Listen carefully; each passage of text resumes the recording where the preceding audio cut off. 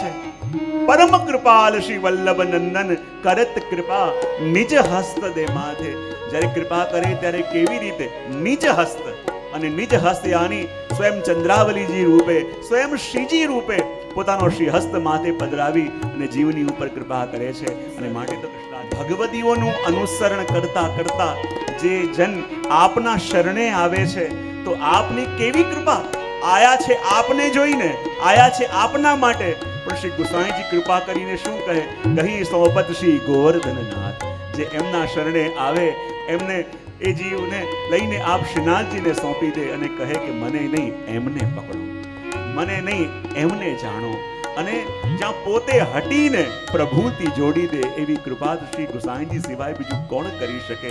અને માટે કહ્યું જે જન શરણ આવે અનુસરહી. ભગવદીઓનું અનુસરણ કરતા કરતા જે જીવ આપના શરણે પહોંચે અને એને શ્રીજીથી જોડવા વાળા આપ છો. અને માટે વર્ણન કરતા કહે કેવા છે? પરમ ઉદાર છે, ચતુર ચિંતામણી છે. અને ચતુર ચિંતામણી એટલા માટે છે એ ન આપે જે જીવ માંગે, એ ન આપે કે જે જીવને ગમે, એ આપે જેમાં જીવનું કલ્યાણ હોય. અને માટે ચતુર ચિંતામણી છે. અને રાખત ભવધારા વયોજાત. આ ભવધારામાં હું વહી જતો હતો અને મને થામીને શ્રીજીને સોંપ્યો. એવા શ્રી ગુસાઈજી પ્રભુ ચરણ છે. અને બધું અનુકૂળ થવા લાગ્યું. અને ત્યાં એક દિવસ એવું થયું, એક વૈષ્ણવ આવ્યા અને એક વૈષ્ણવ આવીને કૃષ્ણદાસજીને 300 રૂપિયા આપ્યા અને કહું મારી એવી ઈચ્છા છે કે આ ગામમાં મારે એક કૂવો બનાવવો છે, પણ મારે તો પાછા ગામે જવાનું છે, માટે મને તમારા ઉપર ભરોસો છે. આ 300 રૂપિયા તમને આપીને જાઉં છું અને અહીંયા મારી એવી ઈચ્છા છે કે તમે કૂવો ખોદાવો. એમ કહીને 300 રૂપિયા આપીને ચાલ્યા ગયા. કૃષ્ણદાસજી કહે કે આ બધી વ્યવસ્થા અને જવાબદારી મારા ઉપર છે, તો 300 રૂપિયામાંથી 100 રૂપિયા અલગ કાઢીને કે જ્યારે જરૂર પડશે ત્યારે લાવીશ. પૂછરી પાસે એક ઝાડ હતું, એની નીચે દાટી દીધા. અને 200 રૂપિયાથી જ્યારે કૂવો ખોદાયો ત્યારે કૂવો બહુ સુંદર થઈ ગયો, પણ હજી એનું મુખ બની ન શક્યું. અને 200 રૂપિયામાં કૂવો થઈ ગયો, મુખ બાકી હતું. કૃષ્ણદાસજી વિચાર કરે કે પેલા 100 રૂપિયા છે ને એમાં બહુ સુંદર કૂવાનું મુખ થઈ જશે. અને કૂવાની ઊંડાઈ જોવા માટે એકવાર પોતાની લાકડી લઈને કૂવાની પાસે જોવા જતા હતા. અને જ્યાં જોવા જતા હતા ત્યાં જ કૃષ્ણદાસજી લાકડી સહિત એ કૂવાની અંદર જઈને પડ્યા. અને જ્યારે કૂવાની અંદર જઈને પડ્યા, બધા વૈષ્ણવને ખબર પડી અને બધા વૈષ્ણવ ગોતવા માટે આવ્યા. કેટલાય તરવૈયા હતા, એમણે કૂવામાં છલાંગ લગાવી, પણ કૃષ્ણદાસજીનો દેહ કોઈને ન મળ્યો. અને જ્યારે ખબર પડી, એકાદ વૈષ્ણવ તો એમ બોલ્યું કે જો અપરાધ કર્યો એનો દંડ મળ્યો કે આ અપમૃત્યુ થયું. ત્યારે શ્રી ગુસાઈજી કે ભગવદીઓ માટે ક્યારે પણ એવી વાત નહીં કરવાની. પ્રભુની કેવી ટહેલ એમણે જે કરી છે અને શ્રીજીના સુખનો જેવો વિચાર એમણે કર્યો છે એ કોઈ ન કરી શકે. અને તો ભગવદી છે અને ભગવદીઓની લીલાને જાણવી અને આપણી બુદ્ધિથી એનું અર્થઘટન કરવું એનાથી મોટો કોઈ અપરાધ નથી. અને એટલા માટે થોડા દિવસ થયા અને થોડા દિવસ થયા પછી ગોપીનાથ દાસ ગ્વાલ ને બધા ગાયોને, શ્રીનાથજીની ગાયોને ચરાવતા ચરાવતા જતા હતા. અને ત્યાં જ એક પૂછરીની પાસે એક ઝાડ હતું. અને ત્યાંથી નીકળ્યા તો શું જોયું કે પ્રેત રૂપે કૃષ્ણદાસજી વૃક્ષની ઉપર બેઠા છે. અને જ્યાં પ્રેત રૂપે વૃક્ષની ઉપર બેઠા છે અને જ્યારે ગોપીનાથ દાસ ગ્વાલને જોયા, એમણે ભગવત સ્મરણ કર્યા. અને ભગવત સ્મરણ કર્યા અને કહે કે જુઓ, આ લીલાનો અપરાધ હું અહીંયા બેસીને ભોગવી રહ્યો છું. મને લીલામાં અપરાધ હતો કે પ્રેત યોની મળશે અને આ યોનીમાં આવ્યો છું, પણ જો આ યોનીમાં છું તો પણ શ્રીનાથજી બાબા રોજ અહીંયા પધારીને મને દર્શન આપે છે. અને રોજ દર્શન મને શ્રીનાથજી બાબા આપે છે, પણ એટલી વિનંતી શ્રી ગુસાઈજીને જઈને કરજો. આટલી વિનંતી શ્રી ગુસાઈજીને કહેજો કે કૃપાનાથ આ જીવને ક્ષમા કરજો. અને આપ ક્ષમા કરીને આ જીવનો ઉદ્ધાર કરશો ત્યારે જ આ જીવ છૂટશે. ને ત્યારે ગુસાઈજીને કહ્યું, ગુસાઈજી ચાહતા તો ત્યાં જઈને કૃષ્ણદાસજીનો ઉદ્ધાર કરી દેતા, પણ આપે વેદ રીતિ અપનાવી. બોલે કેમ? આપ સીધા પધાર્યા ધ્રુવ ઘાટ. અને ધ્રુવ ઘાટમાં જઈને શ્રી ગુસાઈજી પ્રભુચરણે પોતે કૃષ્ણદાસજીનું શ્રાદ્ધ કર્યું અને શ્રાદ્ધ કરીને એમનો ઉદ્ધાર કર્યો. બોલે કેમ? યદી જઈને હું ઉદ્ધાર કરત તો પછી લોકો એ કામના લઈને અને એ રીતિ લઈને સકામ ભાવથી મારી પાસે આવવા લાગશે. અને બધાને વેદથી જોડવાના હતા, એટલે આ લીલા કરી અને એમનો ઉદ્ધાર કર્યો. અને જ્યારે કૃષ્ણદાસજીનો ઉદ્ધાર કર્યો અને પછી બધા કહેવા લાગ્યા કે હવે મંદિરના અધિકારી કોને બનાવીએ. શ્રીનાથજીએ કહ્યું કે અધિકારી કોને બનાવીએ. ત્યારે ગુસાઈજી પણ એ જ બોલ્યા અને શ્રીનાથજી પણ એ જ બોલ્યા કે કયા જીવનો હવે બગાડ કરવો છે. એટલે કેમ? કારણ કે અધિકાર આવે ને તો પછી બુદ્ધિ ફરતા વાર લાગતી નથી.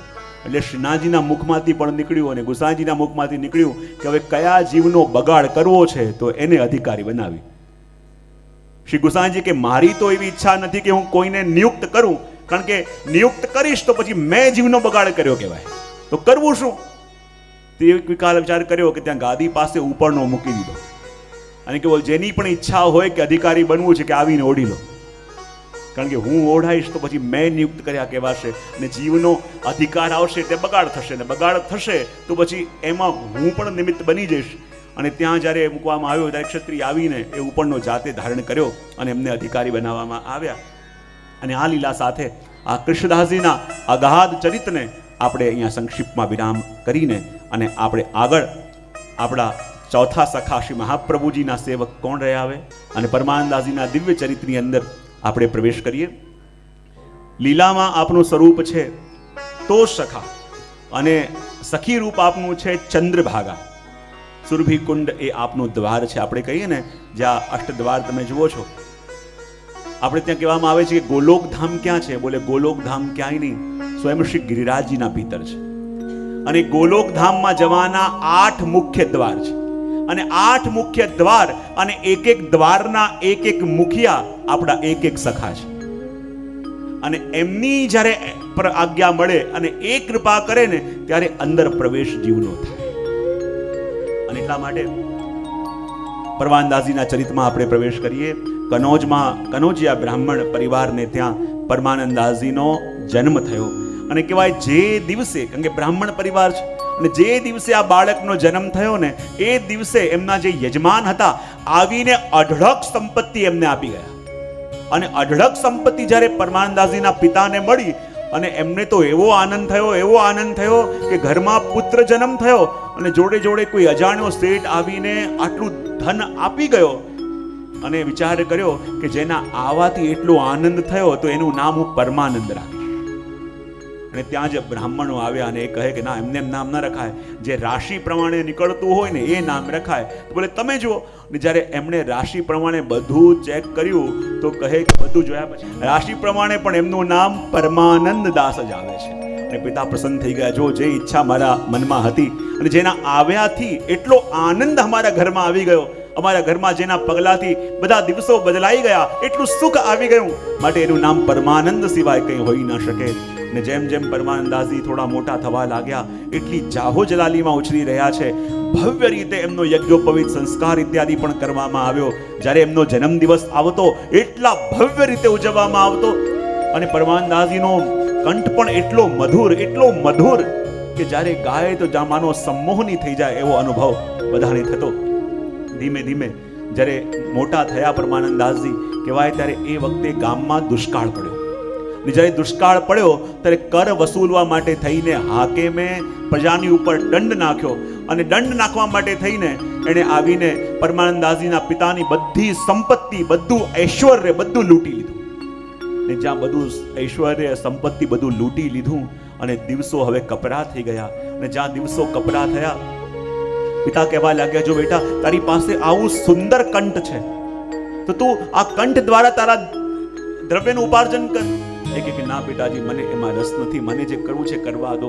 પિતાજી કહે, જો મારી તો ઈચ્છા હતી કે તું એકનો એક દીકરો છે, ભવ્ય રીતે તારા લગ્ન કરીશું, પણ એટલા દ્રવ્ય પણ અમારી પાસે નથી રહ્યા કે તારા લગ્ન પણ કરી શકીએ. પરમાનંદાસજી કહે કે આપ એની ચિંતા ન કરો અને લગ્ન મારે કરવા પણ નથી. માતા પિતા કહે જીવનનું વ્યાપન તો કરવું પડશે, તું નથી કમાતો તો અમારે જવું પડશે.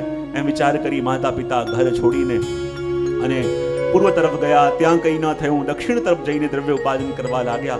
અને અહીંયા પરમાનંદાસજીએ મોટો ઉત્સવ કર્યો, ખૂબ કીર્તન કર્યા અને કીર્તનોને કારણે આસપાસ એમની ખ્યાતિ ખૂબ વધવા લાગી અને હવે એ પણ પોતે પરમાનંદ સ્વામી બન્યા.